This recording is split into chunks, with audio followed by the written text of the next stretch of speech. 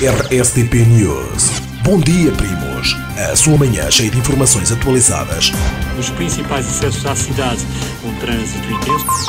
Para os seus empresários que trabalham com São Tomé e Príncipe, e para os seus empresários de São Tomé e Príncipe que trabalham com Portugal. RSTP News. Na sua rádio de São Tomé e Príncipe. Primeiramente, o Governo lamenta profundamente a morte do cidadão Landi, ocorrido no dia 26 de março.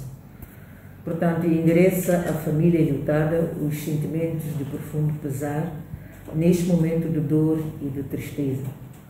Portanto, o cidadão em causa foi detido na noite do dia 25 e foi conduzido à polícia judiciária. Momentos depois começou a sentir-se mal e foi conduzido ao hospital e acabou por falecer. Bem, perante essa situação e de acordo com os resultados da autópsia, tendo como a causa da morte o traumatismo craniano, o governo já instaurou 12 inquéritos, um inquérito disciplinar que está sendo realizado pela Inspeção Geral da Administração Pública, e o outro segundo inquérito, que é o inquérito criminal, está sendo realizado pelo Ministério Público enquanto detentor da ação penal.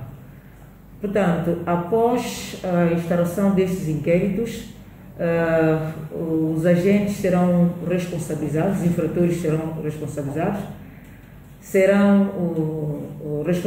e serão punidos de acordo à lei. Bem, para dizer o seguinte, que a vida é um bem jurídico mais precioso, a vida é inviolável, portanto, ninguém tem direito de tirar a outra vida e neste caso, ninguém está acima da lei. Logo, nós vamos esperar a todo tempo o resultado do inquérito, depois medidas serão tomadas de forma muito severa contra o infrator. O governo lamenta também profundamente uma outra situação de homicídio qualificado que ocorreu na zona de Porto Alegre, em que um pai, por desavença com a mãe, enterrou uma menina de 2 anos e 7 meses e a menina acabou por falecer. Portanto, este ato é um ato condenável, diante da lei, diante de Deus, porque a criança em nada tem culpa com a desavença entre os pais. Portanto, é um ato de filicídio, portanto, nunca se viu em São Tomé e Príncipe.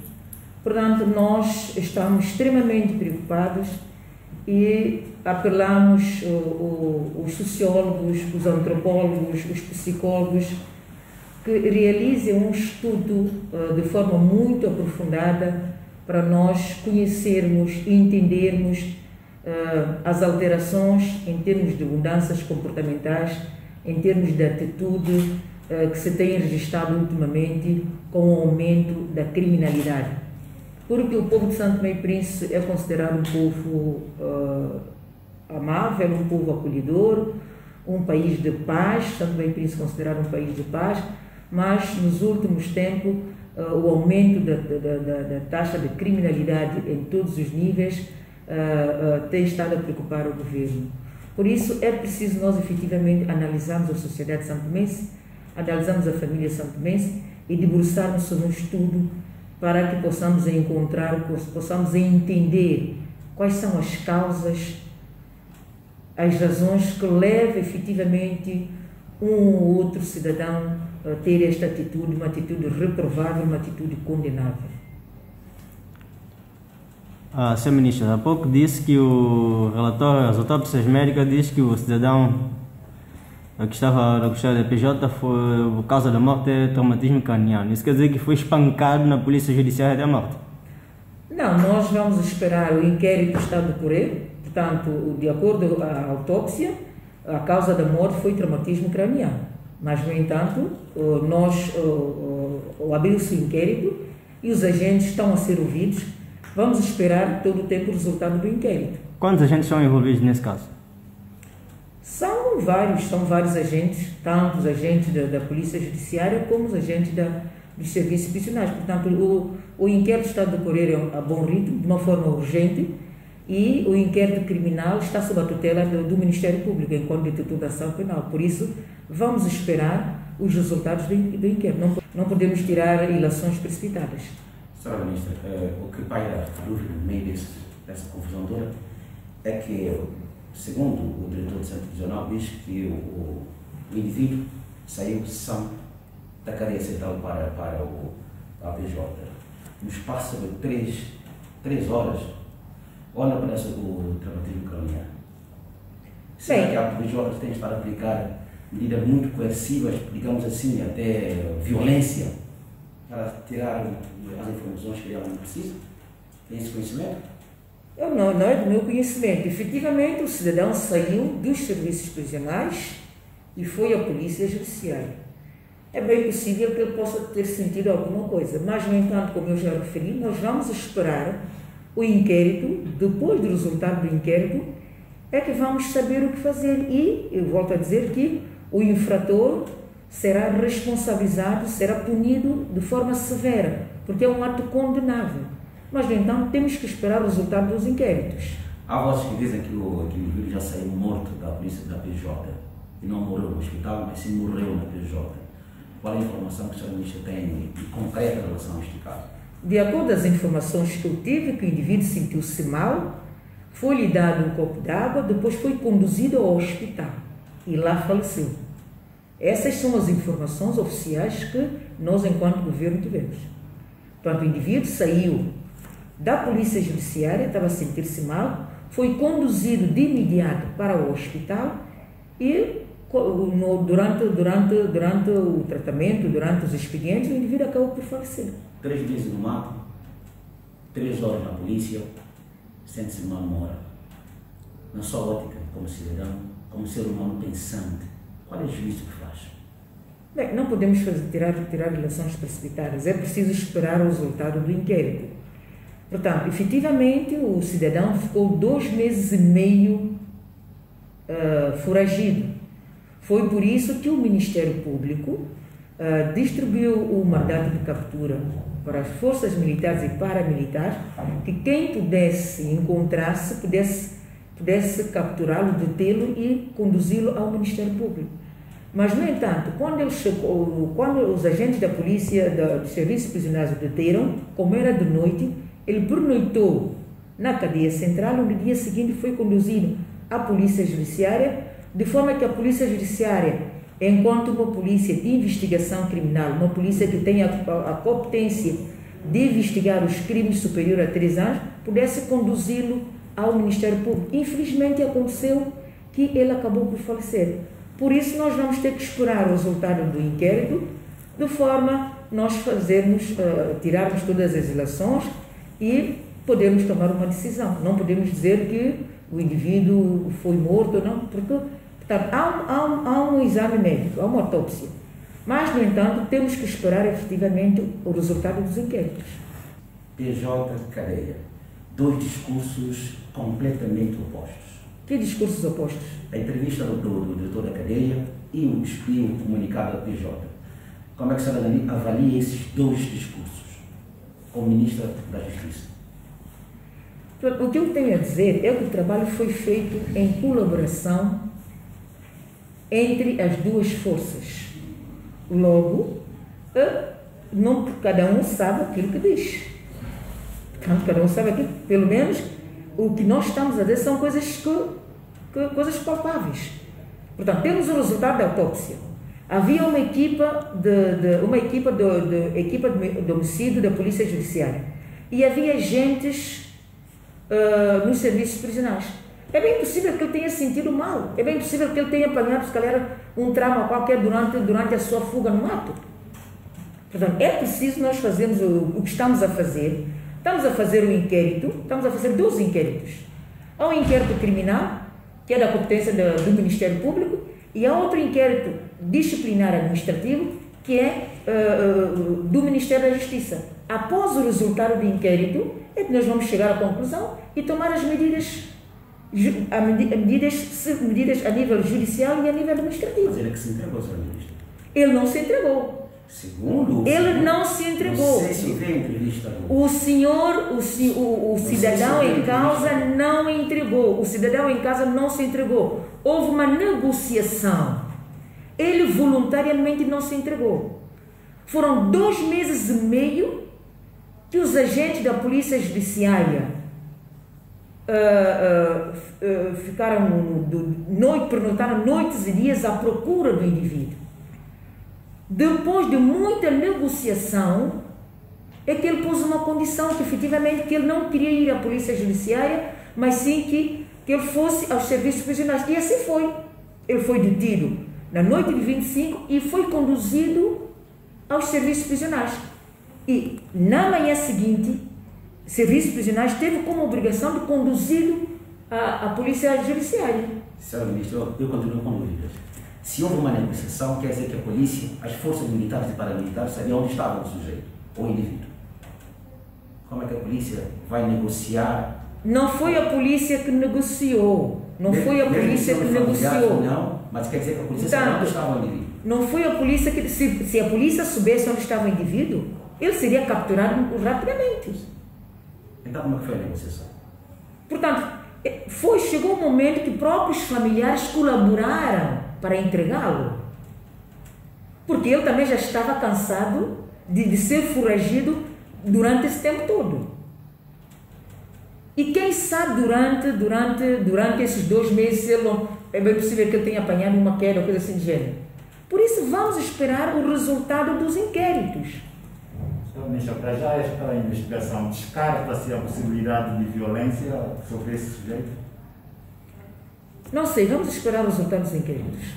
E então, reportar ainda à noite da detenção, sabe-se que houve um grande aparato, alarido, entre os serviços prisionais e os agentes da PJ, porque a PJ queria ter a custódia do indivíduo naquela noite e os serviços prisionais recusaram. Inclusive, a senhora ministra teve que intervir e ainda assim foi desobedecida pelos serviços prisionais que não entregaram o sujeito ao PJ naquela noite. O que terá acontecido naquela noite e por que a senhora ministra foi desobedecida neste caso? A questão que não é questão de desobediência, a questão é que chegamos a um acordo. Portanto, era a Polícia Judiciária e os serviços prisionais.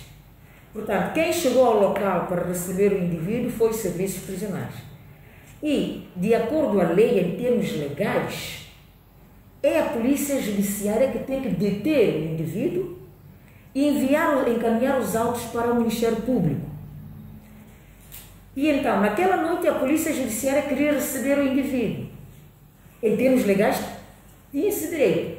Mas eu interferi de forma a encontrar um meio termo para que o indivíduo efetivamente permanecesse nos serviços prisionais, acalmar os ânimos e no dia seguinte ele seria conduzido para a Polícia Judiciária. E assim foi. Portanto, não houve nenhum alarido. Como é do vosso conhecimento, enquanto as forças estão em operação, a velocidade, a energia, a adrenalina que eles levam. Mas tudo foi resolvido de forma amena. Portanto, o indivíduo permaneceu efetivamente nos serviços prisionais. Chegamos a um acordo, o indivíduo permaneceu nos serviços prisionais e às 7 da manhã, às 7h30, o indivíduo foi conduzido, bem, neste caso, tínhamos planificado para que às 7h30 ele fosse conduzido, mas, no entanto, alguns preparativos, ele só foi conduzido às 9 horas, sem problemas nenhum, de uma forma pacífica. As duas forças de segurança sob sua tutela estão de costas viradas? Não estão de costas viradas. Se estivessem de costas viradas, não fariam um trabalho em conjunto. Portanto, as forças não estão de costas viradas. Sempre trabalharam com o único objetivo para deter o indivíduo, para assegurar a tranquilidade e que a justiça fosse feita. Pronto, aconteceu o inevitável. Aconteceu o inevitável. Por isso vamos ter que esperar os resultados do inquérito para apurar a veracidade dos fatos e responsabilizar o infrator. Isto será feito, mas de forma severa. O cidadão foi detido no dia 25, permaneceu nos serviços prisionais. Já havia uma ordem que ele teria que ser conduzido à Polícia Judiciária. O coordenador da Polícia Judiciária encontrava-se em missão de serviço há uma semana na região autónoma do Príncipe. Há uma semana. Portanto, ele já estava na região autónoma do Príncipe há uma semana. E nós tínhamos uma atividade de reinauguração do Tribunal de Lembão. Na ausência do diretor, estava um inspetor, que era o Sr. Idalécio. Era a pessoa responsável para receber o cidadão e diligenciar os procedimentos e ser conduzido ao Ministério Público. Porque nós estamos a trabalhar em colaboração, em coordenação. O Procurador-Geral da República já tinha conhecimento, já sabia que o indivíduo ia para o Ministério Público às 9h, portanto, houve uma ação concertada e organizada.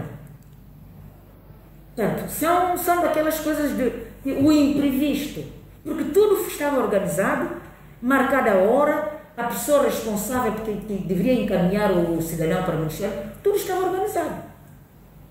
Portanto, houve uma colaboração do Ministério Público, o Ministério da Justiça, a Polícia Judiciária e serviços prisionais. Mas, infelizmente, aconteceu o inevitável. Sra. Ministra, sobre o inquérito, há vários que são declarados, são abertos, mas nunca se conhece o resultado. Neste caso, qual é a urgência? Como é que o Governo espera que os resultados desse inquérito sejam declarados? Qual é o tempo? Estes inquéritos são de caráter urgente e nós esperamos muito rapidamente, porque o inquérito criminal começou, foi aberto mesmo durante o sábado, porque os procuradores trabalharam durante o fim de semana todo. E a nível do Ministério da Justiça, o inquérito também já está a decorrer. Inclusive, alguns agentes já foram ouvidos. Portanto, nós estamos interessados em saber o resultado do inquérito para que efetivamente o responsável seja punido. Qual o tempo? Depende da diligência, da rapidez. Porque também isso não é uma coisa de um dia para o outro. Portanto, é um processo que temos que ouvir as pessoas envolvidas, outras possíveis. Portanto, isso leva algum tempo. Mas o problema é que a justiça deve ser feita, o infrator deve ser punido severamente, de forma que isso já não volte a repetir. Ministra, a última questão é também que o mês da justiça está no fim. Esses casos todos, estes casos de abuso sexual, o pai que assassina o seu filho, é um balanço negativo para o mês da justiça? Eu não diria um balanço negativo, são fatores do tempo. Por isso que, na minha intervenção, eu volto a referir que é preciso nós efetivamente fazermos um estudo sociológico. E eu aproveito a ocasião para apelar os estudiosos na matéria, de forma que nós possamos realizar um estudo para estudarmos efetivamente qual é a mutação em termos comportamentais, em termos de atitude da população santomense nesses últimos tempos, porque não é o nosso normal. Então, são os novos tempos, são vários problemas, mas é preciso nós encontrarmos uma explicação. O porquê do aumento da criminalidade, principalmente o abuso sexual de menores. E a questão também do homicídio, violência doméstica, são esses fatores todos que nós temos que saber entender e encontrar a forma para debelar essa questão. Porque é preocupante. Portanto, logo, o mês da justiça, as atividades estão a decorrer e eu acho que, tendo em conta o aumento de campanhas de informação e de sensibilização que tem-se vindo a fazer no terreno, a população está muito mais esclarecida, conhece os seus direitos e as pessoas estão encorajadas em denunciar esses crimes. Portanto, o que nós temos que fazer é encontrar uma solução. Como resolver o problema? Como diminuir o índice da criminalidade? A nível da reforma da justiça, há um conjunto de ações que estão a ser desencadeadas. A nível do Ministério Público também. Portanto, logo, há uma ação conjunta entre o sistema judicial de forma a nós diminuirmos o índice da criminalidade no país. RSTP News. Bom dia, primos. A sua manhã cheia de informações atualizadas. Os principais acessos à cidade, um trânsito intenso. Para os seus empresários que trabalham com São Tomé e Príncipe, e para os seus empresários de São Tomé e Príncipe que trabalham com Portugal. RSTP News. Na sua rádio de São Tomé e Príncipe. Cada dia que passa, aumenta o número de pessoas de vários países que reconhecem o papel da RSTP na comunidade. Hoje, agradecemos pelo teu apoio. Obrigada por apoiar financeiramente a RSTP. Queríamos também agradecer a tua subscrição nos nossos canais, os teus comentários, os teus likes e as tuas partilhas. A tua ajuda é importante para nós continuarmos a trabalhar com dedicação e com a missão de servir sempre melhor a comunidade.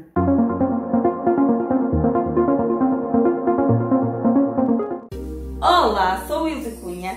Criei uma marca de roupa, todas elas feitas e confeccionadas por mim, seja ela encapulada e não só, com o nome Meso Chique. Estou no Instagram e no Facebook, onde exponho todo o meu trabalho. E também onde poderão entrar em contato comigo para adquirirem as peças, seja elas já confeccionadas ou por encomenda, ao estilo e ao gosto do cliente, e também com o tecido do cliente. Não hesitem em contactar, que estarei sempre disponível para vos atender. Olá a todos, o meu nome é Sônia Fonseca, eu sou a criadora da Fabulous e venho aqui apresentar um pouco do meu trabalho. Eu espero que gostem. Temos como objetivo dar mais cor e vida ao estilo de cada cliente, de acordo com a sua individualidade e personalidade. Escolha a sua cor e escolha o seu próprio formato. Faça a sua escolha e deixe o resto conosco.